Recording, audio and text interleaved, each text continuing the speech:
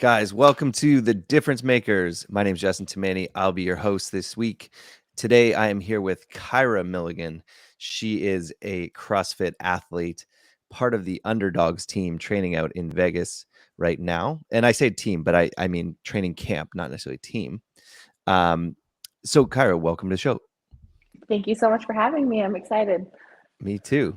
And also, new WODProof athlete, one of the Yes. newest WODProof athletes. So again, welcome to the team again. But thanks for joining us. Yeah, no, I'm excited for both to be on the podcast and be a WODProof athlete. I've had nothing but positive experiences with you guys, and I'm excited. Thank you. Awesome. So tell us a little bit about yourself. Like, you're a fairly new name in the CrossFit space. People are starting to see your name a little bit more. And I guess part of it too is being at the Underdogs training camp. Like, you're getting some exposure just being a part of that group. So tell us, how did you even get your start with CrossFit? Like, where did this all begin? So I started CrossFit in 2017. I just kind of did it. I've been competitive my entire life, and I just needed an outlet because I was going to school full time. I was working full time. I needed something for me. So I was just doing normal classes. And then up until last January, that's when I started taking it more competitively because I qualified for the Fittest Experience, podium there, and then ended up qualifying for semis and got 15th in there. And I was like, oh, this would actually be fun to like put a little bit more time and effort into. So just to go back, so you came in 15th at the semis. So that was at the MACC last year. And Yes. so the MACC was a very deep women's field. Yeah. Like, I'm pretty sure Tia just kind of did her thing there and earned her spot to the games, but that was a very deep field. And you're saying you did that all with just kind of not necessarily taking it as serious as you possibly could have. Yeah. But an hour and a half max in the gym with warming up and cooling down. That's all I had time for. Okay. And then were you still in school at the time? No, so I was working full time. So I graduated in 2019, August of Okay. 2019. Yeah. Okay. And then now you say you work full time. What do you do for a living? I'm a dental hygienist. Okay.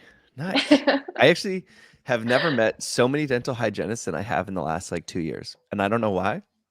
It's I've just because met a the lot of dental hygienists. flexibility, it's perfect. Yeah. I have a few clients that are dental hygienists, and oddly enough, where I live, there's a dental hygiene clinic like on my property where I rent. It's There very you strange. go. I can like see it out my window right now. Probably knocking on your door trying to get you as a patient. That was the worst part of school. I remember seeing friends who did that, and they were like, "Hey, come get your teeth cleaned. It'll be free or $20 or whatever." It's like, I need people. Just like, come see me. Yep. Every day. And hopefully they showed up. So you're now, because of your job, you went from sorry, where were you living before you moved to Las Vegas? So I was living in Salt Lake, Utah. Okay. So you're living in Utah and then decided to make the move to Vegas, and you're able to move your job as well. Like, you're still working. Yeah, so that was the flexibility thing. Like I've never wanted to stay in Utah my entire life. So I got dental hygiene degree. I can basically work almost anywhere that I want and get a job.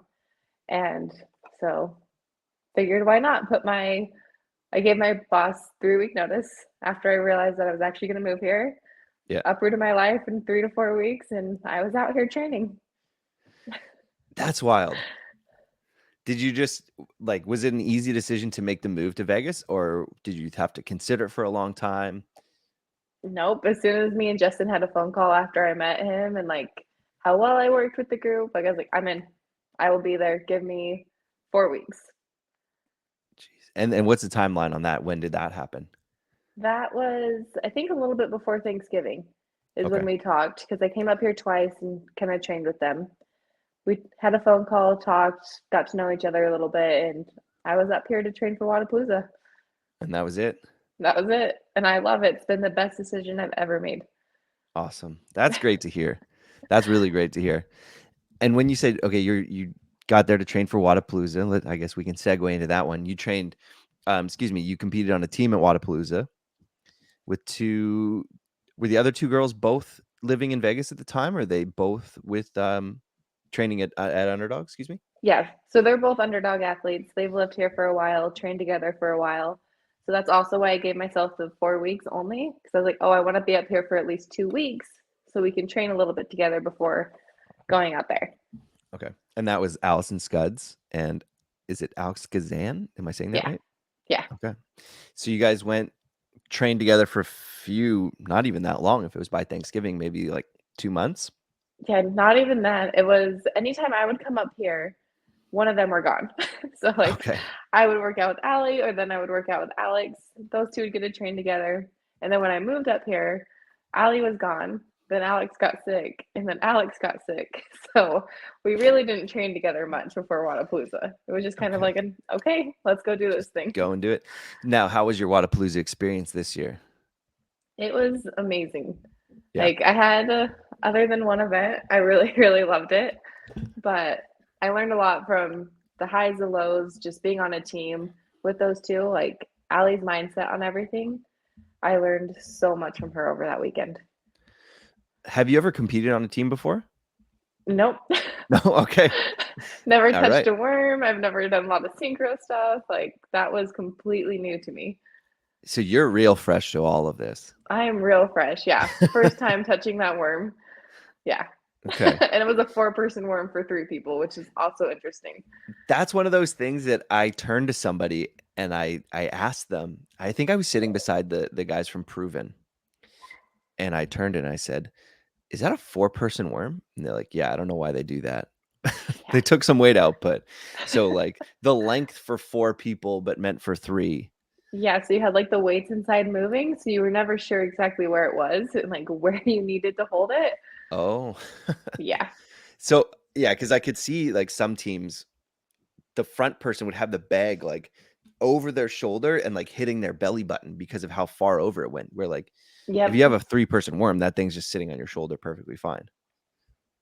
That's what Yeah, they told me. I don't know. I didn't know any different, but that's a good point. Now, when yeah, you just tell said, me where to go. We're gonna be okay. yeah, and you guys had to use a worm 2 or 3 times? 2 times, yeah. 2 times. So one was in the final that they announced, and then the one that we knew, which was Echo One for him. Right. Right. When you said you liked all the workouts except for one, which one did you not like? The handstand walk one. Oh, okay. Okay. Yep. But we Gotcha. learned a lot from that, so Yeah. it's good. We learned from it. Justin has me handstand walking 4 times a week. Yeah. Yeah. So that's something that had you done handstand walking much leading up to it, or like I'm guessing it didn't go so well.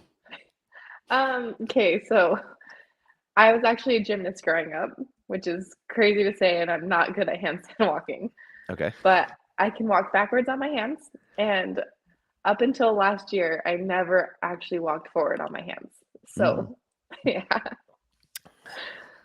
And you're not allowed to walk backwards.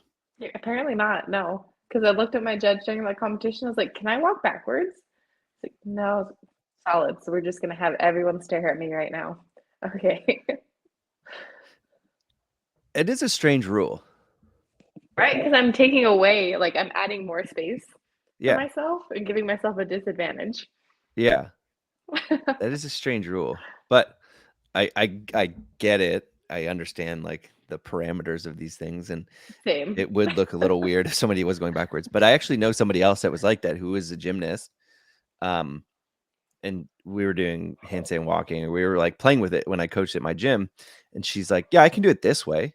I can't go the other way for like very well, but I can do it this way." I'm like, I don't like you're the Yep. gymnast, like you're the pro. Like I'm just making this stuff up as we go. No, not really, but you know, the years that you would have to spend to learn how to walk backwards on your hands, I feel like would be a lot more challenging than walking forwards.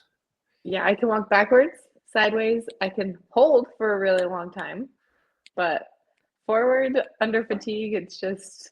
And at that day too, it was like day 4, and the Yeah. only time I've ever done that's like the 3-day competition was MACC. Yeah. So My body was not used to it at that point. No. So, and that was after a bunch of delays and changes to that event. Yeah.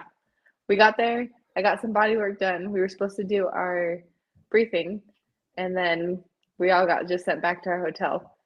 And then you show up, they change the workout, and it was just go from that point. Yeah.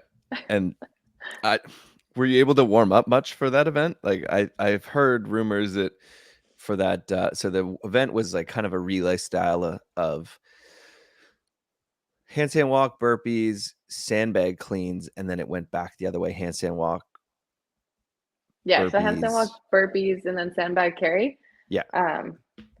So you were able to, like, they announced it, and then you had like 5 minutes until they corralled you, kind of thing. But you were waiting there for a really long time. So people were like walking on their hands, picking up the bags. Yeah. It was a little bit chaotic at that point, but we were trying to cram so much into such a little amount of time. Yeah. It was fine. Okay. That's fair. Now, you said you learned a lot from Allie and her mindset. Like, so, I mean, Allie's been around for years now, and she's kind of like veteran in the game. And you and Alex are both, you guys are on the upswing of your careers. You guys are, not to say Allie's on the backswing, but Yeah. you guys are very fresh, I would say. What did her mentality do to you during competition? What did that approach do? And did she kind of lean into that role of veteran, or was she? Yeah, so like me and Alex, like MACC was one of our big competitions we've done. So we're both like just started about a year ago kind of thing. And so Allie was basically, I just kept calling her our team mom because like anything she Okay. said, I was like, I will listen to you. You tell me to eat, I'm eating. You tell me to go home and sleep, I'm sleeping. Like whatever you want to do. And yeah, anything she said, I would just listen to. I would just follow her advice. Her mindset just in and out of the gym too is just amazing. And if you ever get the chance to talk to her, I would. Like she really is an amazing athlete and person. Yeah. No, definitely got to. We'll line that up. But that's cool that she took that role. And did she like consciously do it, or was she just like, "What are you guys doing? Go eat." No, she was like kind of a group effort too, but we changed our strategy on the very first workout, walking out onto the floor. And we're like, are we going to do this? Are we going to do this? And I just looked at her, I was like, whatever you want to do. I was like, you call the shots right now. Yeah. So I think after that, she was like, okay, like, I'm going to decide. Yeah. Yeah. Because teams of three, I mean, when there's actual teamwork required in the events, it's super important to have that communication. Yes. Sometimes it's one person working, sometimes it's three people working, sometimes it's two people working at a time. And it's very dynamic. And especially with us not training together, like Yeah. at all, and not knowing each other's strengths or weaknesses, you Mm-hmm. just had to communicate really, really well. Yeah, I guess that's probably the trickiest part, is not really knowing each other's strengths or weaknesses and not being able to read that on each other, of like, we need to switch in and switch out. Yeah, and we did a really good job like communicating throughout the weekend. Like we had our game plan. Every single time it fell apart. Every single event. But like the amount, like as soon as somebody was done, like somebody else was right there. So like it never looked like it fell apart really, just because we Good. handled it so well. But yeah, no, every single time it fell apart.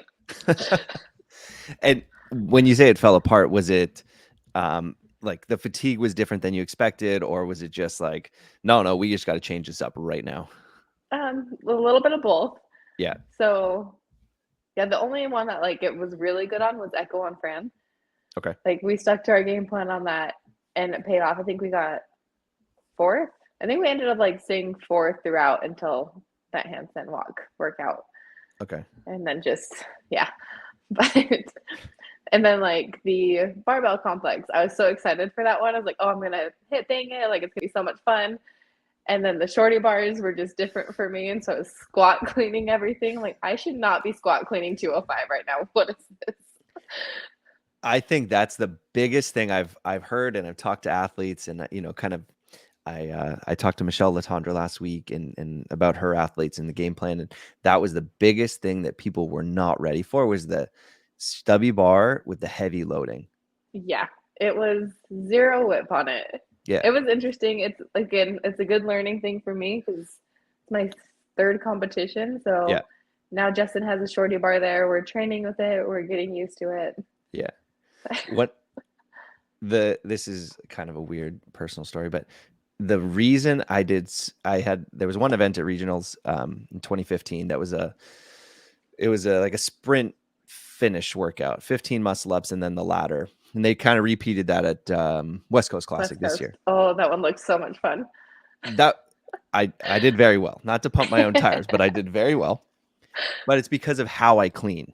So I hip clean, Same. I consciously hip clean, and with those stubby bars, because of that, I was able to take advantage of it, where I noticed that a lot of people they were not ready for it. They were all trying to like pop it off their thighs and like hit it hard the way they would normally try to do like with a regular bar. And they all just got buried. Yeah, you get stumbled under that real fast. Yeah. So if you can get that hip clean action going, like you can just whip that thing up. See, that's what I'm learning is I'm also just like a hip bang, like just pop it up and down. And then in the warm-up area, they didn't have the bar either. So yeah. So that first one, I think it was 185. I go out to do it and I was like, oh, no, you can't do that. So I was like resetting every single time. Yeah. And there was a lot of people that I think talking to some other athletes that in the back, they were just like looking like, I wouldn't do that if I were you. I wouldn't practice that right now. And they're like, no, I do all the time. Yeah. Yeah. You especially can't do from that. The hang. Yeah. Especially from the hang. But yeah, it was still fun. I love a heavy barbell. Anytime there's a heavy barbell, I get excited. Yeah. Oh, I'm right there with you on that one. That, I mean, you put up some impressive numbers, and you've put up that post most recently, actually, with you doing the Power Clean, Hang Clean 225. Yeah. If you're doing Power Clean, Hang Clean at 225, just going for it, that 185 barbell at Wadapalooza shouldn't feel that heavy. It shouldn't, and especially not a squat clean. No. But when you watch that video that you made there, and you can see, I'm referencing a video that Kyra posted on her Instagram. If you guys want to go look at it, you posted the progression of your career here, lifting different weights. What does that make you think when you look at that 2017 version of yourself? What do you think to yourself when you see that? It's crazy. So back then, I just wanted to be as small as possible. I was just out of high school for a little bit. Like everybody else around me was tiny, and I didn't want to eat a lot of food. I think I was eating like 1,100 calories, and then not lifting a lot of weight. And then actually growing up and like watching people in CrossFit, I was like, oh no, like they look good with muscle. Like they look healthy, they look happy. And so I just started eating a lot of food, following a nutritionist, and now 25 pounds heavier, lifting so much weight, the fittest I've ever been, like just learning little things throughout all that, and like how much diet has helped in this too. What's up guys, Justin here. I'm really sorry to interrupt the show, but we're here to talk about something special. This is to talk about Bionic. Bionic is a first of its kind AI-based motion tracking mobility test that's designed to show you what your body is really doing. We've designed 7 unique tests that show you your range of motion for different joints throughout your entire body and how they work together. Once you're done the test, you'll be given a body map score, which breaks down your entire body and their different range of motion. From there, the WODProof app will also design a mobility program specifically tailored to your needs and the things you want to improve. I can't wait for you guys to try out the test. Go download the WODProof app today, start your free 7-day trial, and try Bionic today. All right, guys, back to the show. And now when you say all of that, like that's got to be an intimidating thing especially for female. I think most guys would be like, oh, I'd love to put on 25 pounds. But most girls, if you talk to them, they're like, I put on 25 pounds. Like the reaction and the tone is so different. It's completely different. Like even just looking back then, I was like, I was never that tiny. Like it's crazy to see. Yeah. Does that like mess with your head at all, or you're good with it? You appreciate that? Yeah, no, like I said, I love lifting heavy. I Yeah. love being able to go into the gym, outlift people. Like that is my specialty. Yeah. Nice. That's The what cardio you thing like. will come along. I feel like that's a natural progression within CrossFit. Like a lot of people who are the stronger athletes, they want to lean into that. They want to do that. But the cardio side of it, it's like so intimidating. At least this was for me. The cardio side of it was not intimidating because it was like I had to do it, but it was because I knew I wasn't good at it. Yep. And that's what intimidated me. It was like being It's bad at something. being bad at something, yeah. And being here, I actually like being bad at stuff just because I know I'm not the fittest one in the gym. Like, just since moving up here, like, I like getting my butt kicked because then I could ask them, like, okay, so, like, what did you do differently here? How can I learn from that kind of thing? And then also, we have our mono work in the morning that I'm not used to doing. 2 training days or 2 sessions a day is different to me. So Yeah. I wake up, do my cardio. If I have to work, I'll go to work and then I'll go train, or I'll do my cardio, eat some food, and then go to the gym. So we're working on the endurance. Hey, no, that's just part of the game, right? When you say, okay, your mono work in the morning, tell us a little bit more about that process and like what you mean by that and like what you guys are kind of going through. So every day we usually do, so Mondays, Tuesdays, Wednesday, Friday, Saturday, we have just monostructural work. So it's just biking, skiing, running, bike erg, just different things like that. Like this morning, we just had 6 by 25 calories just to kind of find a pace that we know we're comfortable at and we can get off the bike and get to work. Okay. Which has also been a huge thing for me because I've never once paid attention to pacing or anything. Like I would just get on the machine and just go and be like, oh, I'm dead, or oh, that was Yeah. okay. So with that, are you doing that at home? Are you guys going to the gym? It's both. I have all the machines in my garage, so I just do it at home and then just wait around until we get to go to the gym and train. Okay. So when you say you're going to the gym and training now, the training environment that you have there is very unique. Yes, it is. So tell us a little bit. So tell us first who's there. Okay, let's see. I feel like I'm gonna miss people right now. Yeah, don't feel bad if you miss anybody. They know their love. The ones, obviously, you have Danielle Brandon, Bethany Shadburn, Matt DeLugos. Carrie Pierce still pops in every now and then, still kicks our butt when she comes in. The giant smile on her face. Alex Kazan, Ali Scuds, Ali's boyfriend, Raph. And then we have KP's boyfriend who just moved here, Mitch. And then my friends Sabrina, Dakota. So it's like a really big group. Yeah. Different strengths, different weaknesses, like, and we're all just kind of learning together. And are you guys all doing the same things? Kind of. So it's basically the same, but it's also tailored to us. So Okay. usually the MACC's the exact same. Yeah. But then for me, like I have additional handstand walking to do right after the MACC, so I can work on it under fatigue, or if somebody needs to modify something, like. And then also mono work in the morning. I have a lot more running than they do. Yeah. Okay. Running is not a strength of mine either. Versus I don't really need to work on the bike as much. Got it. Nice. So when you guys go in and train, what's a typical day look like for you? It's when we go in and train, we get there kind of all at different times because some people take a lot longer to warm up. And then there's me, which I'm working on. But I would just go in like, okay, do a little bit crossover symmetry. I'm like, I'm golden. Like, let's go work out now. The Just 'cause beauty I of was so being in your used to that. early 20s. I know. And just so used to only having that hour and a half. Like, it's like, okay, like we'll warm up as I go. Yeah. But I'm learning that warming up and cooling down is really good. Also with the app, been doing that every day. But so to get there, we usually do the accessory first. We have like 2 lifts or skill work, and then just the Metcon. So sometimes it takes 2 hours, sometimes it takes 3 hours. just kind of depending on if we want to get through it, if we're talking a lot, if there's like a 30-40 minute EMOM. It varies so much day by day. Yeah.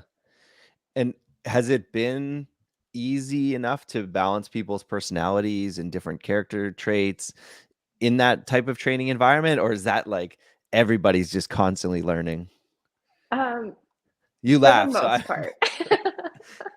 For the most part, there's been some fun days, but Yeah. I mean, everybody gets along really well. Like, you have to be an adult and talk and realize that you're gonna clash with some people at sometimes, especially when emotions are high and you want to be the best version you can be. But no, it's great. Everybody here is fantastic. I think we all get along really well. I don't think Justin would ever have somebody come on if it was gonna cause issues. That's good. Good. Yeah. I'm glad to He hear thinks that. of all of us like it's a family. Like, we all went to Ivy's recital the other day. People went over to the Super Bowl yesterday. Like, it's just a giant family. Nice. That's good. This is what I love to hear, because I'm so curious as to how, these different types of training camps are going to play out and how all the athletes are going to do. You guys have such a big team there that that's a lot of personalities to manage all at one time. It's a ton. But Like, he does a really good job. he's got to be on another level to deal with it.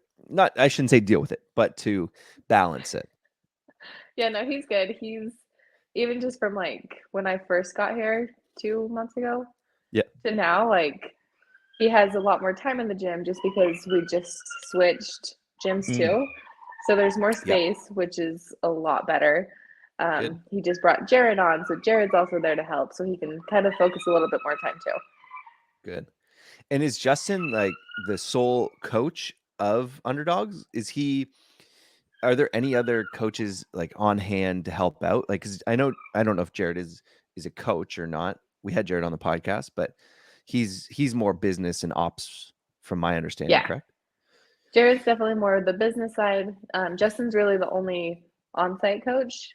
Yeah. KP's there to help out. We have Kiefer down here, which is his assistant coach right now.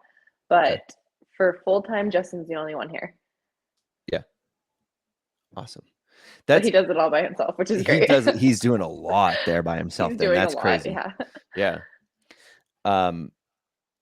That's so impressive that like that's a lot of people to manage and watch. And is it for a lot of athletes, do you guys get a lot of like hands-on technical work, or is it just more mindset? Like, is it a little bit of everything? It's a little bit of everything. So he is constantly just walking around because we'll all do like lifts together. He'll come watch one here, one here. Like, he's everywhere at once. Like, I just posted a video of like the 250 jerk that I just did too. Yep. And when I first got here, my technique was not the best. And I was like, hey, I want to work on this. Like, I wasn't hitting anything over 220. Like, little cues from him, and the 250 went up easy again.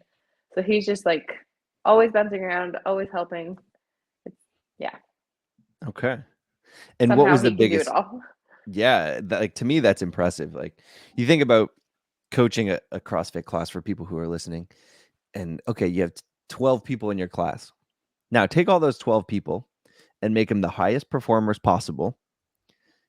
Elevate the emotions, elevate the demands, and then now go do that for 3 hours instead of 1. That's hard. Yeah.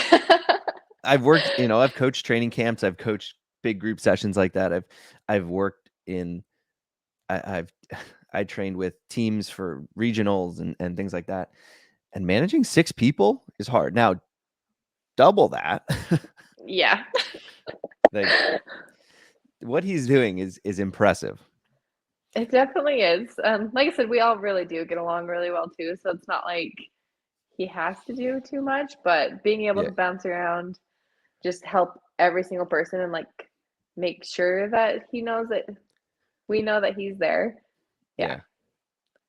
That's super cool. And you mentioned Kiefer. Now, who is that in relationship to Underdogs and everything going on there? So he does a lot of the online coaching too, but he's basically just Justin's assistant coach too. So he's down here and helping out right now, just right before the season starts. Kind of get a feel for all of us and how this goes as well. Got you. And he was with you in Texas for Fittest Experience? Yeah, so he was my coach out there. He was also out there at WODProof for all of us too, in case Justin needed anything. Yeah. Yeah. Tell me a bit about Fittest Experience and how that went for you, because that's another elite level competition that happened only a few weeks after WODProof, but you went from team to individual, correct? Yeah. Yeah. So I ended up doing the Fittest Experience qualifier because I didn't think that I was going to make WODProof. And so I was like, oh, I'll just do this as a backup. Yeah. Ended up making WODProof. And then we decided to go team instead. And then I also did the Fittest Experience. It's been kind of like a chaotic last few months of everything. I was going to say, it's a lot of stuff going on. So it was the 3 qualifiers, moving, trying to train, and then the 2 competitions. So like I haven't actually had a solid training since those qualifiers have happened. So it's been crazy, but just watching like completely freaked me out. And so that one was kind of still in my head. And the Fittest Experience had a Friday Night Light workout where they didn't release it yet until right before. Right. We get there, it's D-ball carry, Mm-hmm. handstand walk, and double unders. And I was like, yep. It's like, I want to go home right now. Yeah. But it was good. Like I definitely didn't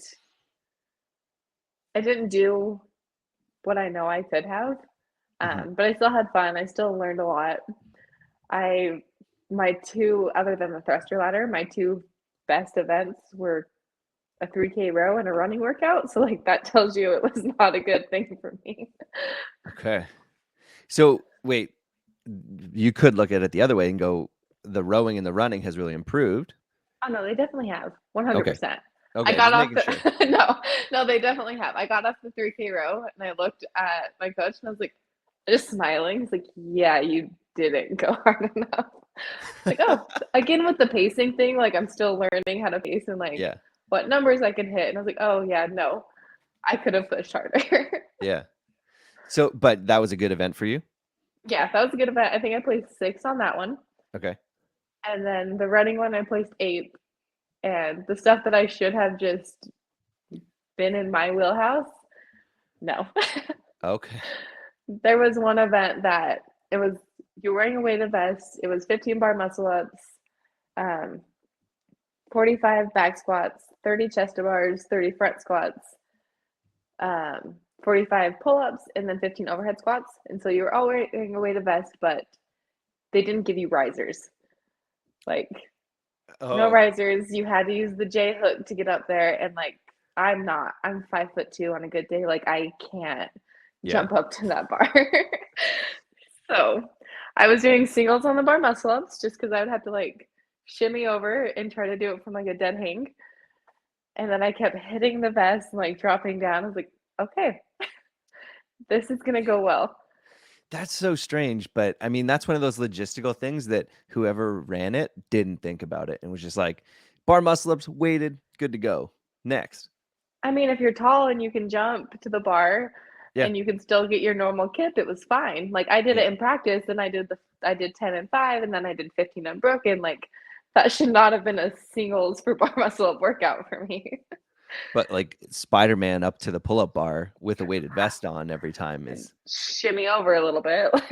yeah, not because those bars are also set at a height that's typically something that taller males can do.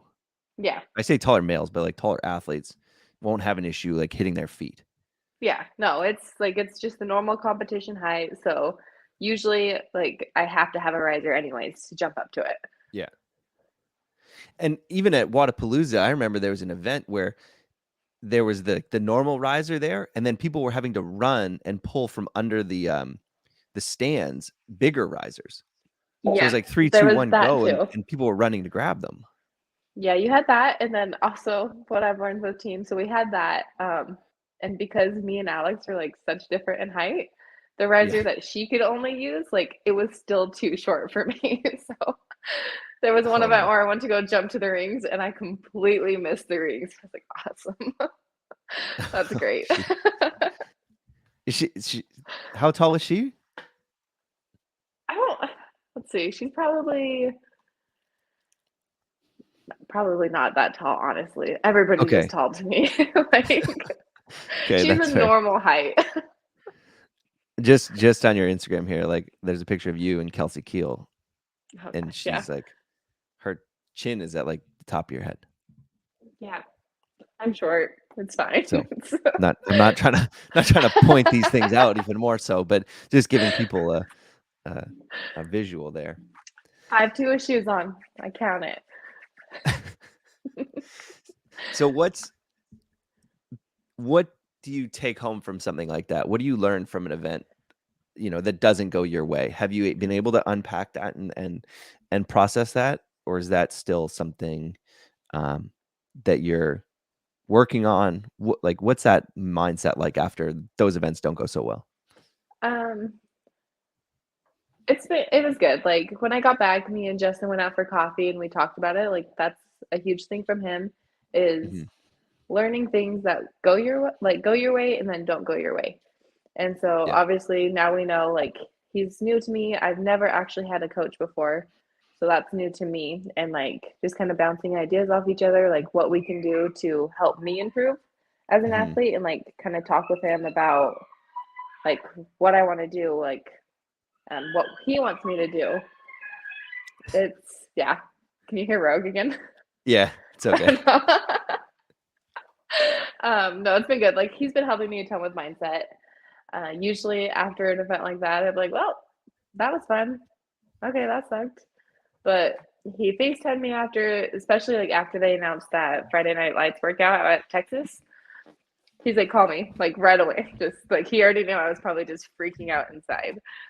So he's been good with that. Just learn the little things where you can, learn as much as you can from every event.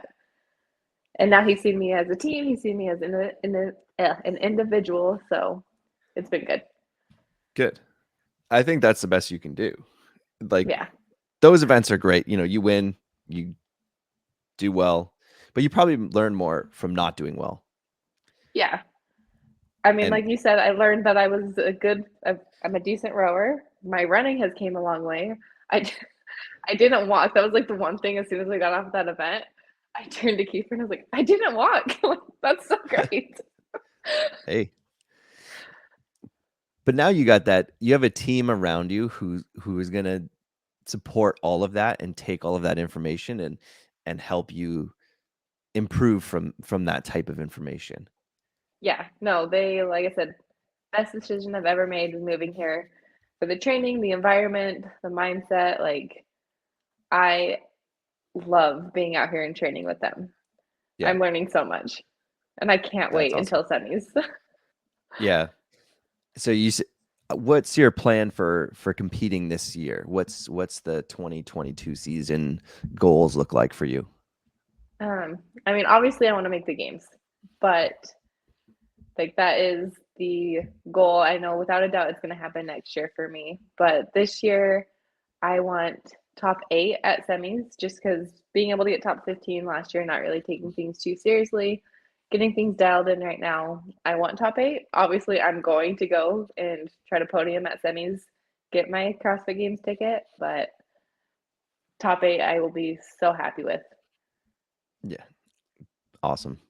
And where, now that some of them have been announced, if you had your choice, is there a preference to where you would go?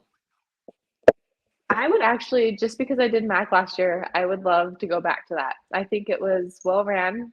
Everybody I met there was amazing. Um, I love Tennessee. That's actually where I end up seeing myself. Like when I'm done with Vegas, is moving out there. So I would just love to go back out there and compete again. Nice. And now there's 2 events there actually. There is. So actually, I think I'd want to do the first one so I could just stay there that week and watch the second.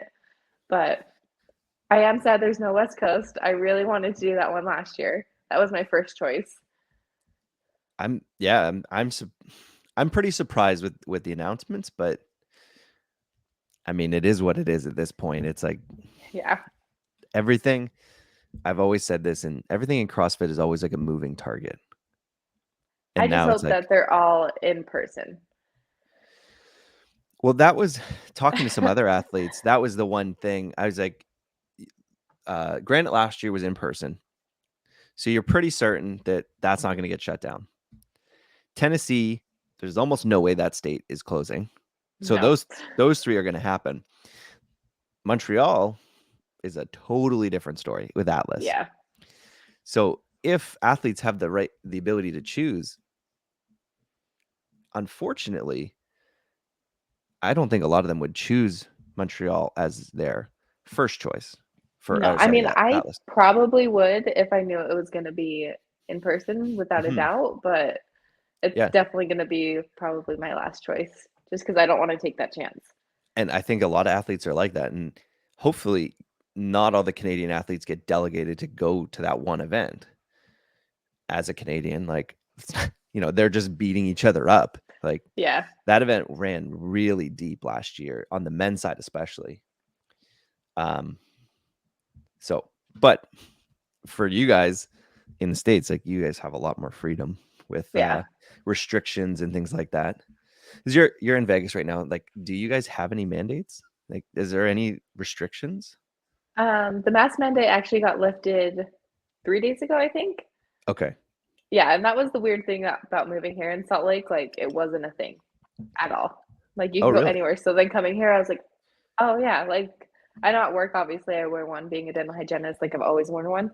Yeah. But, like, going to the grocery store, I was like, oh, crap, I gotta go back out to my car. Like, it was so weird to get used to. But everything is just, yeah, everything's not too crazy here anymore.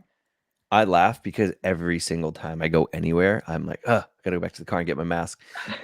And we've been wearing masks indoors here since the beginning. And I It's just, still forget.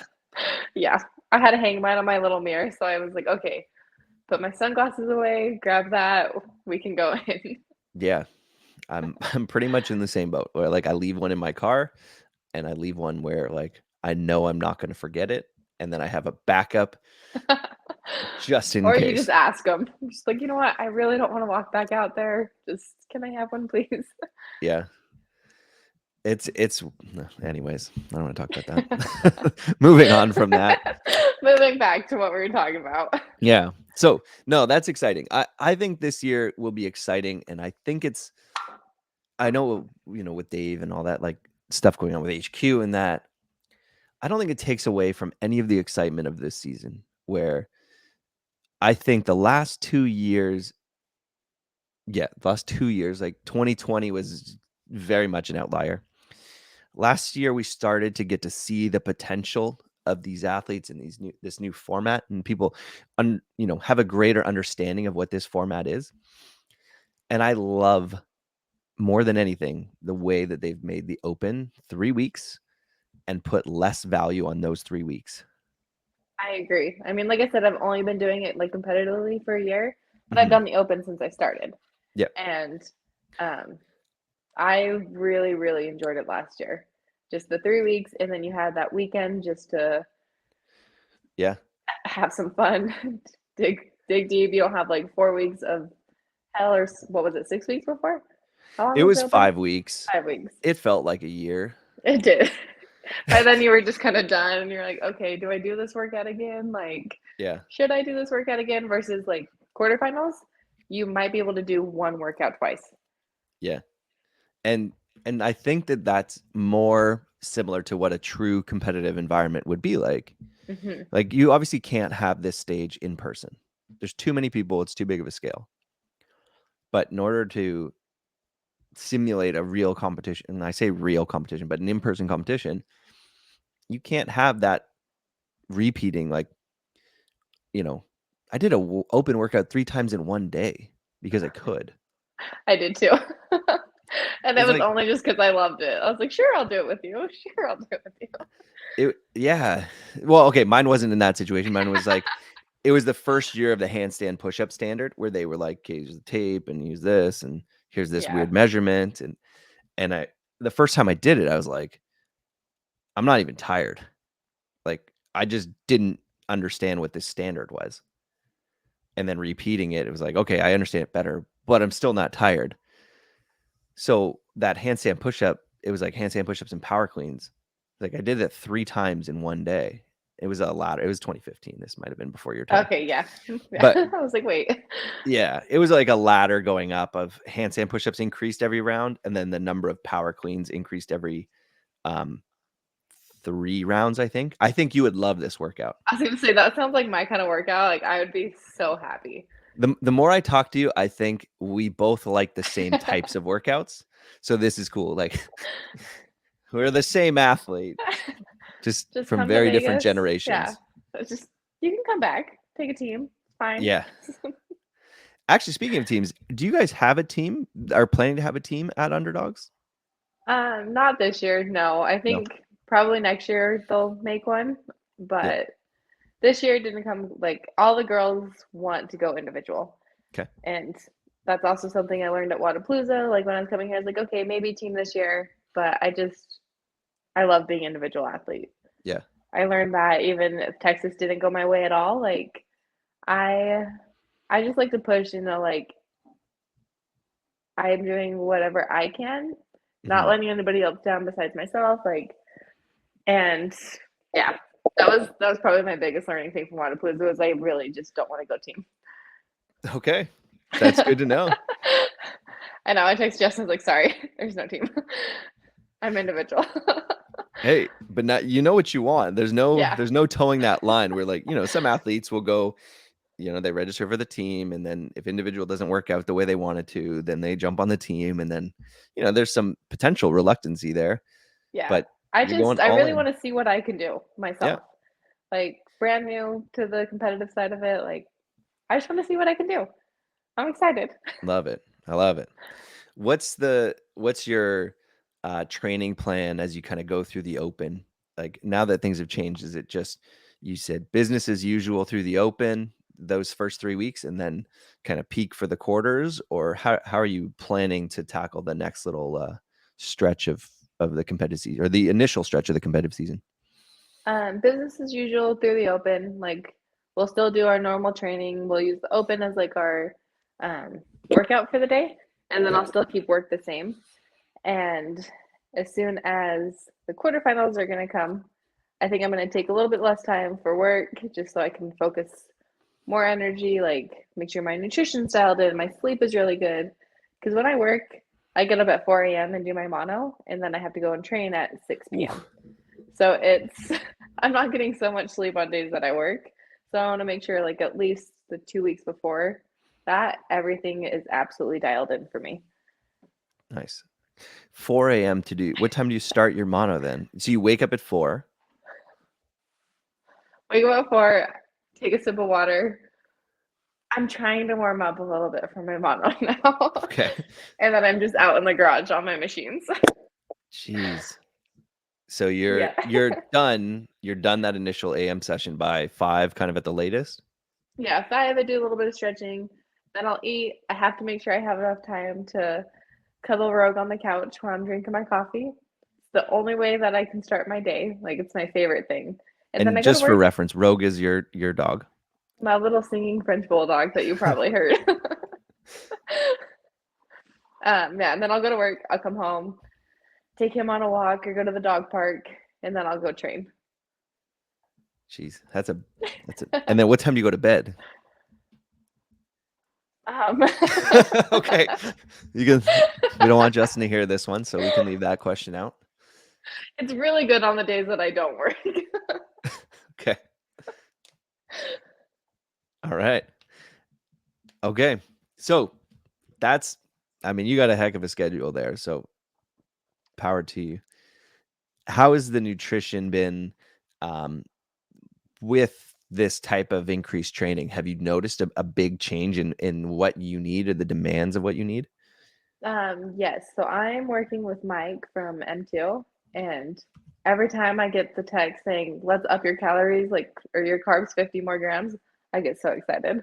I'm like, yes, I am waking up hungry, let's eat. And I tell him the same thing that I tell Justin, whatever you guys want me to do, whatever you need me to do, you're obviously you're more knowledgeable than I am. Like, tell me what to do and I'll just do it.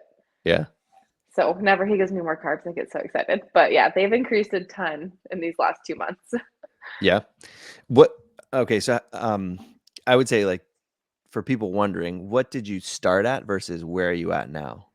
Do you know off the top of your head? Um, Even just carbs. so carbs, I'm up to 300 grams right now. And then before, I wasn't really tracking too much. I Yeah. wouldn't, and I was just kind of eating whenever I could, right? Like every day, I was working 5 days a week, 4 to 5 days a week, training from 6:30 to 8. So like I was just kind of eating whenever I could. And I probably was not eating that much, honestly. Yeah. And then on weekends, I would just binge. So it was not the best. Have you found it difficult working and getting enough calories in? Like now or back then? Maybe a little bit of both. Like, has it changed a lot just with the mindset? Back then, it was like, okay, when you work at a dental office, the amount of treats that people bring you is insane. And so, like, I was eating cookies, donuts, like everything every single day. And now here, I'm like, okay, like, I'm going to bring my snacks, I'm going to bring my food. If this patient's going to show up a little bit later, like, I'll eat here because I don't take a lunch when I work. I just kind of work through so I can get off a little bit earlier. So the nutritional habits have definitely changed. That's for Okay, sure. good. But no, That's one of the go ahead. that's one of the things I wasn't sure about, was like in that environment, like if you even had the time to eat, depending on how patients are booked, things like that. As long as everybody shows up on time like they should. um, yes, you Just asking a do. lot of people. I know. When my patients are like a minute late, I'm like stressed out. I'm like, listen, I plan to eat lunch right like after your appointment. I need you to get here now. Yeah. Those back teeth just don't get as cleaned as the front ones Oh, sometimes. like, well, just make sure you look pretty up front and that's it. It's your fault. Just Oh, that's funny. Good. Okay, so new to the CrossFit scene, I want kind of rapid fire question here to get people right. to know you a little bit better. Are you ready? I didn't tell you any I'm of these ready. questions beforehand. You did it. I'm nervous. Okay. They're easy. They're easy. I mean, okay, simple one. I'm Okay. guessing you're a dog person. Cats or dogs? 100%. So definitely definitely dogs, but my roommate has 2 cats. So Okay. So you're around all the animals. all the animals. I love anything, everything and Okay. anything, like animals. Yes. Do they fight with each other, the cats and the dogs? Um, the cats just stay in Sabrina's room. Okay. They're out when Rogue is in his like Rogue's sleeping with me, but he just really wants to play with everything, and he looks so scary when he gets so happy. Okay. I see that. Yeah. See that. All right. Favorite movie or movies? Give me like top. What's your favorite? Okay, Lilo and Stitch actually. It's my go-to Okay. favorite movie, which is why I have my French bulldog. Okay, I can see Yeah. that. I can see that. Are you a coffee person? Tea person? Hobby person. With Lilo the and Stitch like, too. we're doubling down right now. We're doubling down right now. There was a Lilo and Stitch mug that just got brought into the video. If you're listening to this, okay. And then hot or cold coffee? Iced always. I'm with you there. That was what I had going on here. Yeah. Even in Utah when it's snowing, I will be walking with an iced coffee in my hand. We are very similar. Okay, moving on. Favorite mid competition fuel? What are you going to? You say you need something quick. What is that? Nerd gummy clusters or Oreos, double stuffed Oreos. Double stuffed Oreos. Nerd gummy clusters. Trust me, you need to try them. Okay. Anytime I give them to somebody, like, yeah, you'll be hooked. They're I've so never even good. heard of this. So this might not even be something that's in Canada. I don't know. But Okay, have you had like the nerd like ropes? the nerd ropes? Yeah. So it's like a weird jelly string with like nerds on it. I've never It had sounds this. so gross. Okay. Okay, I'm just gonna have to send you some. But like they took them in like little bite-sized pieces now, and they're so good. So like nerds, like the nerd, like the hard candy with like, okay. But now there's like a gummy form. There's like a gummy, like the little jelly, and then there's nerd clusters on it. Okay, you're gonna have to Amazon them after this. I will. I'll check it out. Yeah, I'll check it out. They're so good. All right. Next question. Okay. Are you a music or podcast person when you're driving? Music. Music. Okay. Yeah. And then now training music. What's your go-to? Depends. Lifting, I really like listening to country. Okay. Working out, anything loud like Hollywood and Dead, Methics, those have been my go-to. So two totally different genres. Yeah. Those are Just that's basically completely anything. different. That is completely different. And it's almost backwards. Yeah. You would think that you want the heavy, like the hype up music for the lifting. I actually would rather lift in silence too, which Okay. is crazy, but yeah. I just need, when I'm doing a Metcon, I don't want to be able to listen to my heavy breathing. Okay. Yeah, that's So the fair. louder, the better. All right. Who gets to control the stereo at the gym when you guys are training with the crew? When we were at Culmination, I think it was just whoever ran to the computer. Like if you hated it, you just changed it. Here, I don't even know. I think it's Okay. just whatever's on when we get there. Okay. So there's no DJ in the crew or there's no vet that gets to decide the playlist for the day. No, very different to what we listen to. But if there's country on, it's usually probably from me or DB that's put it on. Okay. That's fair. Where would you like to travel the most? Either competing or just to travel? Okay, Thailand. I'm supposed to go to Thailand in 2020, so it was going to be my graduation present to myself. Like, just got done working school full time. Like, I was so excited, and then obviously that didn't happen. And then I was supposed to go to Thailand in August of this year, and then my friend bailed on me. So I'm deciding if I want to go alone or not. Now you need a travel partner. I know. Well, or you go alone. Yeah. I'm all for going alone on vacation. Like, I'm going somewhere in August. If I go alone, it'll be in Europe. But I feel like Thailand, I want somebody to go with me. Yeah. Yep. Yeah. I could see that. All right. Awesome. On that note, you got the Open coming up. Good luck with the Open. Good luck with the quarterfinals. After that, I guess it's the semi. Like, there's nothing. We're in this weird lull where, like, you're just training for a while. Do you have anything else going on that you want people to maybe know about? No, I am just trying to settle in Vegas, find my routine, just figure out life here, get some solid training in finally because it's been months and I'm so excited. But semis and then hopefully the games. Awesome. Guys, if you want to find Kyra, she's on Instagram at quads.like.kyra. And then do you use anything else? Nope, that's it. Perfect. All right. Simple. Thank you so much for joining us. I really appreciate your time. I really appreciate you doing this. And I know you got a busy day ahead of you. Thank you so much for having me. It was fun. Awesome. I'm glad. All right, guys, this has been the Difference Makers. Good luck training. Have fun. Thanks for tuning in, everybody. Hit that like button and subscribe down below for more content coming soon from WODProof.